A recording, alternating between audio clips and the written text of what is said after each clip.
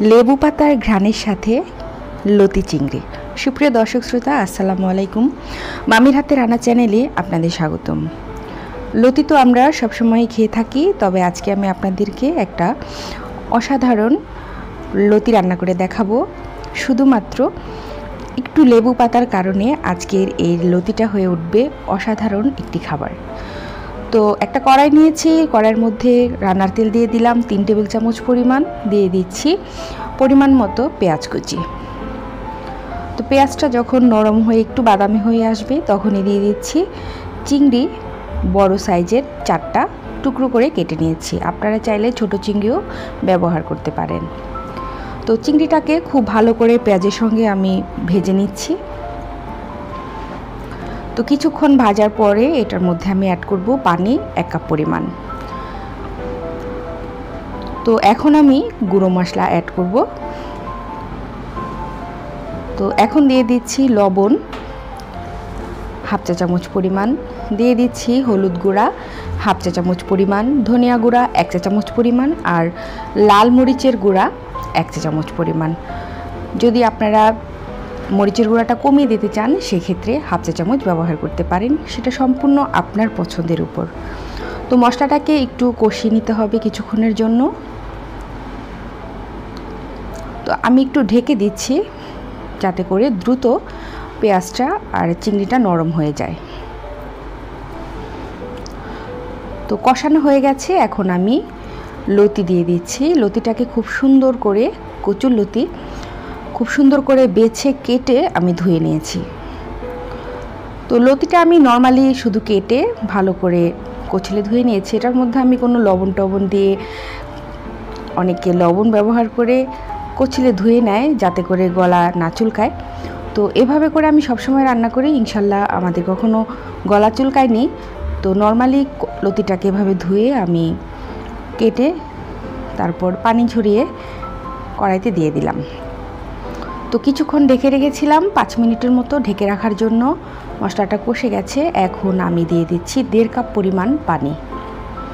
তো এই 1.5 কাপ পরিমাণ পানি দিয়ে আজকের এই লতিটা সিদ্ধ করে নেব।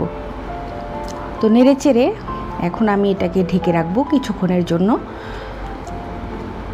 চুলার আঁচটা মাঝারি রেখেছি, বাড়িয়ে দিইনি, কারণ পানির পরিমাণটা কম। আমার লতিটা তো সিদ্ধ হতে হবে, বাড়িয়ে দিলে দ্রুত পানি শুকিয়ে যাবে, লতিটা আর সিদ্ধ হবে না। তো ঝোলটা কিন্তু মাখো মাখো হয়ে এসছে। এ পর্যায়ে আমি দিয়ে দেব লেবু পাতা 3টি। ভালো করে ধুয়ে লেবুর যে পাতার মধ্যে শিরা থাকে সেটাকে আমি এভাবে ছিঁড়ে নিচ্ছি। তো অবশ্যই লেবু পাতাটা আপনারা রান্নাটা হওয়ার কিছুক্ষণ আগে ব্যবহার করবেন, মানে তুলে ফেলার, কারণ এর আগে ঝোল থাকা অবস্থায়, বেশি ঝোল থাকা অবস্থায় যদি লেবু পাতাটা দেন তাহলে সেক্ষেত্রে লেবু পাতা থেকে একটা তেতো ভাব ছাড়বে, তখন আর খেতে ভালো লাগবে না। তো শেষ পর্যায়ে দিলে হবে কি, লেবু পাতার কালারটাও সবুজ থাকবে আর দারুণ একটা ফ্লেভার বের হবে লেবু পাতার, কিন্তু কোনো তেতো ভাব আসবে না। তো সবসময় লতিটা যখন হয়ে আসবে ঠিক তখনই লেবু পাতাটা ব্যবহার করবেন, এটা একটু খেয়াল করে ব্যবহার করার চেষ্টা করবেন। তো দিয়ে দিচ্ছি 2টা কাঁচামরিচ। তো আমার রান্নাটা কিন্তু কমপ্লিটলি হয়ে গেছে। এখন আমি ঝোলটা একটু শুকিয়ে লতিটাকে তুলে ফেলবো। তো দর্শক শ্রোতা, আপনারা তো দেখতেই পেলেন কত সহজে মাত্র 5 মিনিটের মধ্যে লতি রান্না হয়ে গেল। খুব ইজি একটা রান্না। তো যারা শুটকি দিয়ে এই চিংড়ি দিয়ে লতিটা খেতে চান, তারা যখন চিংড়ি আর মশলাটা পেঁয়াজের সঙ্গে কষাবেন ঠিক তখনই শুটকি, একটা চাপা শুটকি ভালো করে গরম পানি ধুয়ে মাথাটা ফেলে তারপর মশলাতে দিয়ে দিবেন, দিয়ে তারপর লতিটা রান্না করে ফেলবেন। আর যখন শুটকিটা গলে যাবে দেখবেন শুটকির যে লম্বা কাঁটাটা আছে সেটা আলাদা হয়ে গেছে, তখন সেটা আস্তে করে তুলে ফেলে দিবেন।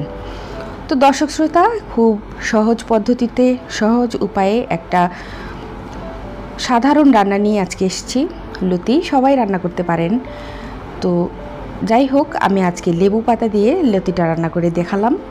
তো আমরা সবসময় এভাবেই খেয়ে থাকি লেবু পাতা দিয়ে, খুব ভালো লাগে। সবাই ভালো থাকবেন, সুস্থ থাকবেন। আজকের মতো এই পর্যন্তই। আল্লাহ হাফেজ।